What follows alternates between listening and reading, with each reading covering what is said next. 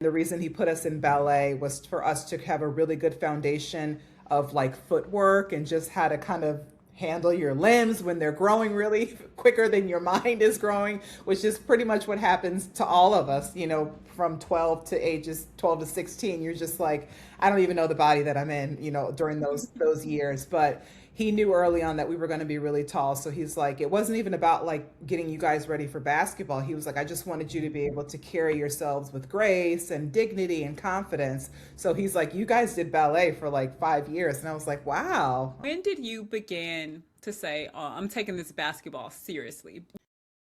So it was eighth grade for me. I had just started playing AAU.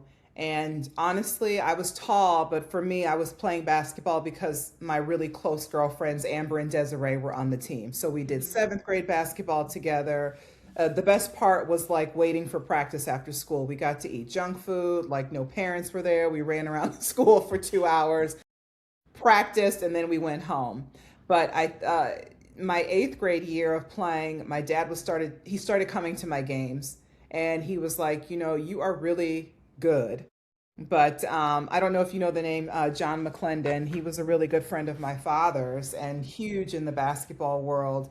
And my dad, he kind of mentored my dad a few years, like when I was younger, and he was around us a lot.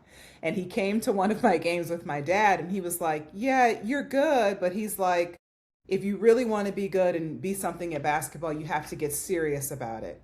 And he's like, I know you're doing it because your friends are doing it, but he's like, if you really want to, because at that time I was like, yeah, I'm tall, I'll go to college and play. And he's like, no, it's a little bit more than that.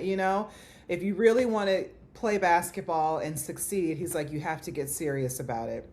And he's like, you can still have your friends, still hang out with them, but he's like, you have to learn discipline.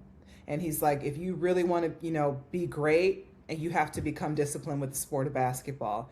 And he's like, that's going to be some hard times when you're going to have to choose between going to the movies with the crew or going to practice on Saturday morning or going out of town on a weekend for a long trip while everybody's maybe staying back and there's a school dance or something's going on with your friends. And he's like, if you commit to being disciplined about the game of basketball, he's like, there's no telling where you can go. And, I thought about it and I was like, yeah, I'll see.